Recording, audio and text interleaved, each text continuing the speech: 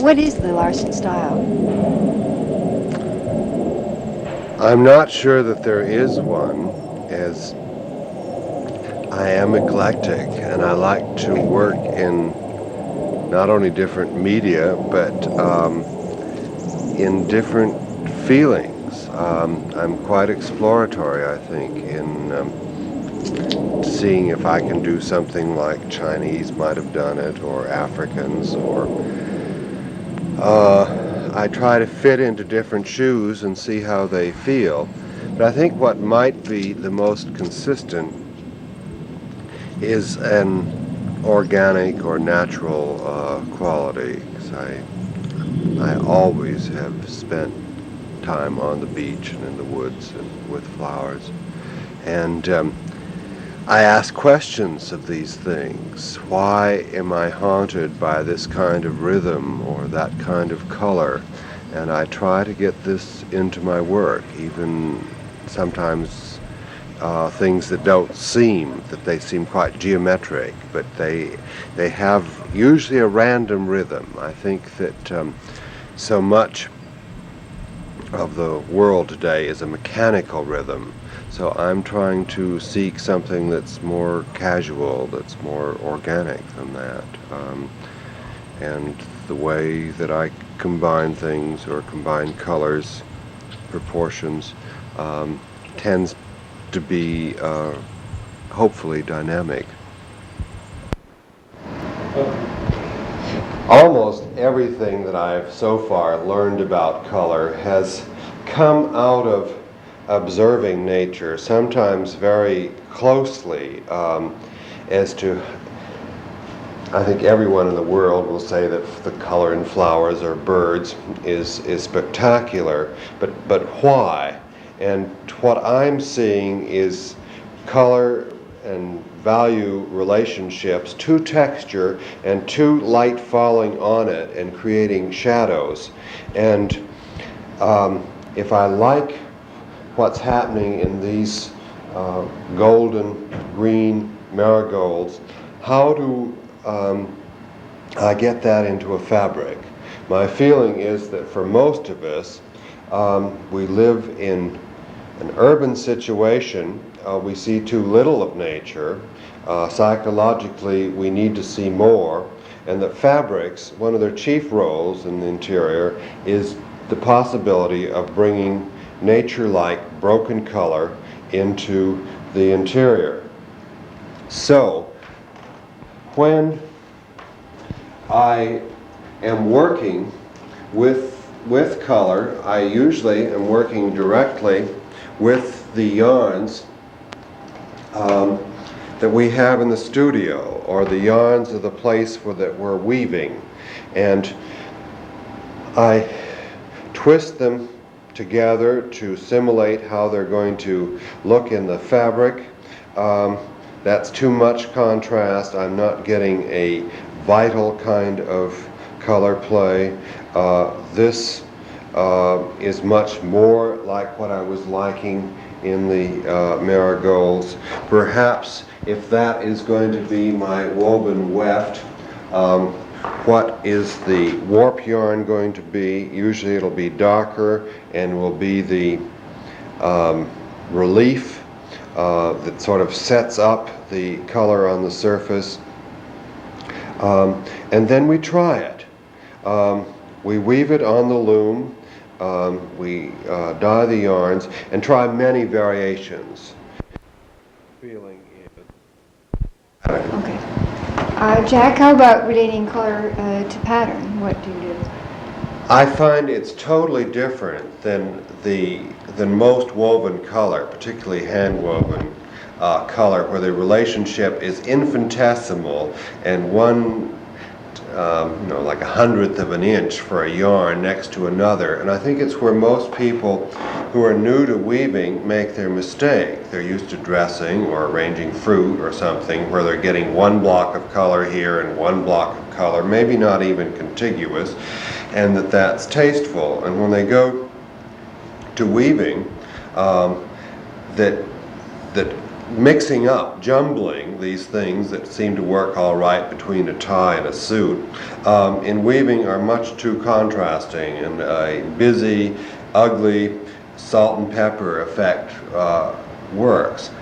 When we're working with pattern, even a rather small texture pattern like this, we already have much larger areas. And if I'm translating this kind of color to pattern, I'll use more contrast. In the yarns, I wanted two slightly different shades of saffron. Here, I'm jumping quite a bit because the scale of the breakup is different. We also, part of our job in making collections of things is to work out a group of colors that are fairly well balanced. Here, for instance, in this pattern, we have 9 color combinations, and to have some neutrals and some brights and some warms and cools makes it the easiest to use in a number of variations. Are you overlaying that? In Ireland, combined mohair with a very, very fine metallic gimp. I like my metals gimped as a rule. This one is as fine as a human hair. There is over a mile of it in a pound. But it makes the fabric so sheer that by daylight you can see right through it as if it wasn't there. At night time, it reflects interior light back into the room and prevents night darkness. So we have a two-way effect because of the metal. Also in metal, and quite different, is this knit lame. It's absolutely solid. It's a reflective, light-producing fabric. It has great life in it when it's draped, and is quite a different fabric. We also stiffen this so it can be used for window shades or wall covering, the same knit product. Speaking of knit, this is my first one, which I did about 12 years ago. It's an industrial straw of a flame-proof plastic that's been folded into a little ribbon kind of yarn.